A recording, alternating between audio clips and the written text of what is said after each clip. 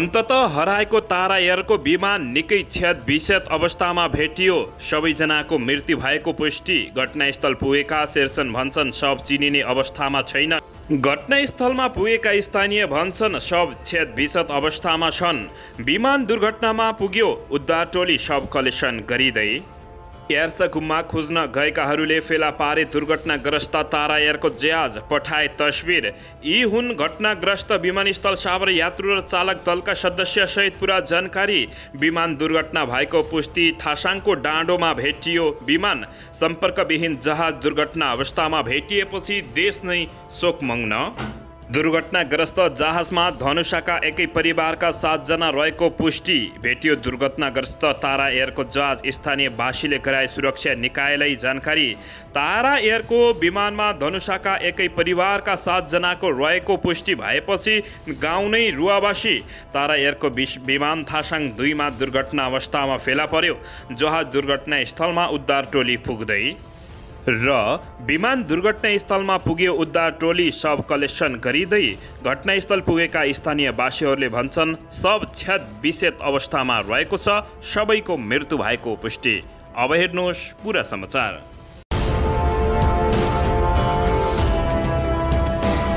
दर्शकबिन नमस्कार। तपाईहरू यति बेला युआर नेपाली युट्युब च्यानल हेर्दै हुनुहुन्छ।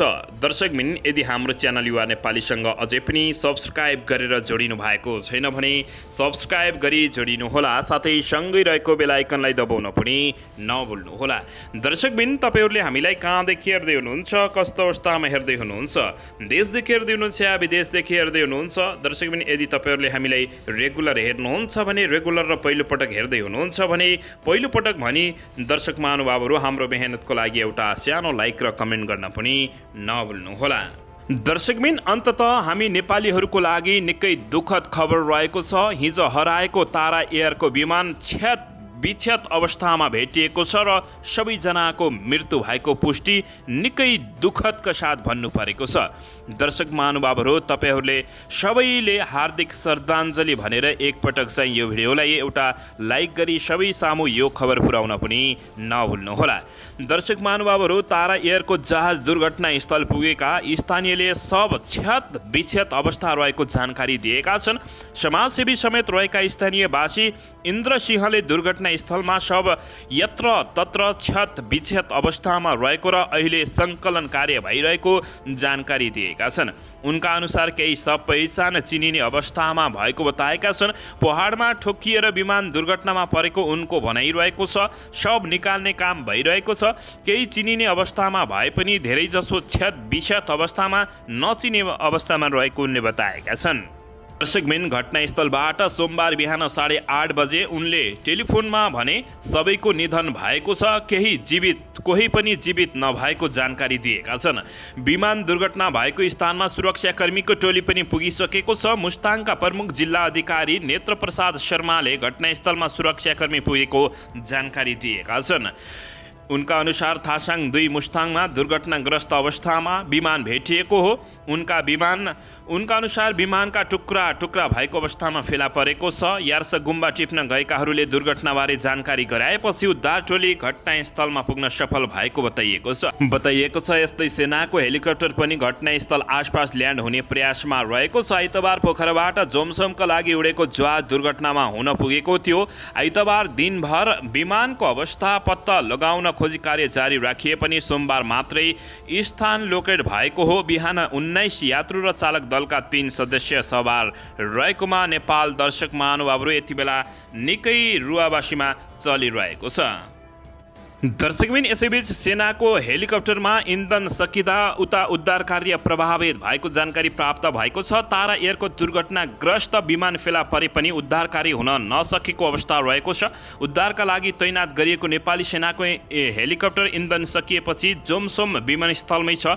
कास्कीका सहायक प्रमुख जिल्ला अधिकारी शिवप्रसाद रिजालले भर्खरै इन्धन जोमसोम पठाइएको बताएका छन्। सेनाको हेलिकप्टर उद्धारका लागि हिजै जोमसोम गएको हो, तर इन्धन सकिएको पुगेको छ। हामी भर्खरै पठाएका छौँ। इन्धन पुगेपछि सेनाको टोली हेलिकप्टर मार्फत उद्धार थाल्ने बताएका छन्। उनले दुर्घटनास्थलमा मौसम सफा पनि नभएको जानकारी फेरि दिएका छन्। आज बिहान तारा एयरको विमान मुस्ताङको थासङ गाउँपालिका 2 को शनिश्रेमा दुर्घटनाग्रस्तमा फेला परेको छ। दुर्घटनास्थल 13,000 फिट उचाइमा परेको जानकारी प्राप्त भएको छ।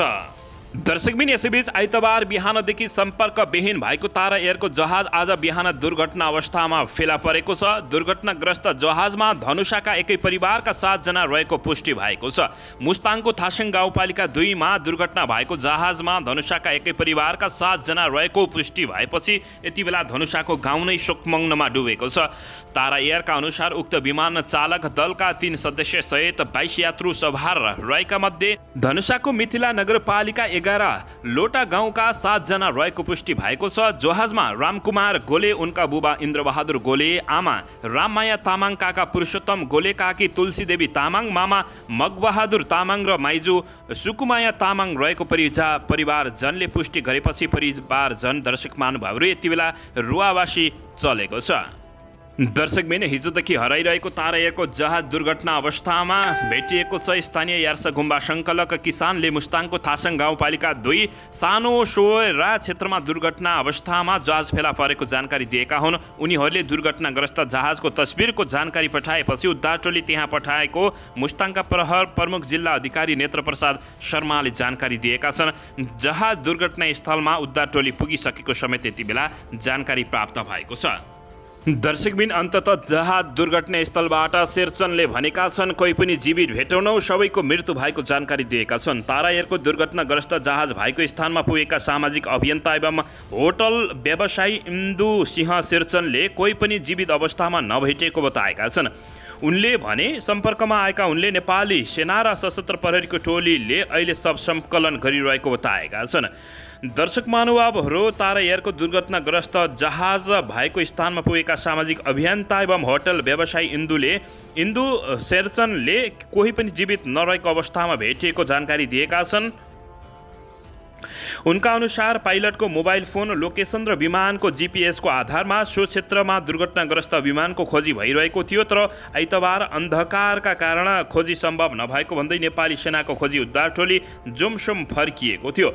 म सुमित गौचन भन्ने भाइ र नेपाल प्रहरीका एकजना इन्सपेक्टर यार्सा गुम्बा खोज्ने किसानसँगै राति यहीँ बसेका थियौँ। उनले भने बिहान माथि गएका किसानले देखेपछि खबर गरेका थिए, हामी त्यहाँ पुगेर प्रहरीलाई खबर गरेका हौँ, उनले बताएका छन्। त्यही आधारमा भर्खरै नेपाली सेनाको टोली हेलिकप्टर मार्फत घटनास्थलमा पुगेको उनले बताएका हुन्। शवहरू जलेको अवस्थामा छैनन्, छेद विच्छेद भए पनि अनुहार चिन्न सकिने अवस्थामा छ, उनले थपेका हुन्। यसैबीच उनले भने यो गत 28 कार्तिकमा हिम पहिरो गएको मानापाती हिमालको फेदीमा साने शेर भन्ने स्थान रहेको समेत बताएका छन्। आइतबार बिहान 9:55 बजे पोखराबाट जोमसोमका लागि उडेको तारा एयरको जहाज सम्पर्कविहीन भएको थियो। पोखराबाट उडेको 12 मिनटपछि सम्पर्कविहीन भएको ट्विन टायर जहाज बेलुकीसम्म पनि नभेटिएपछि खोजी कार्य स्थगित गरिएको थियो। सोमबार बिहानै पुनः खोजी थालिएको हो।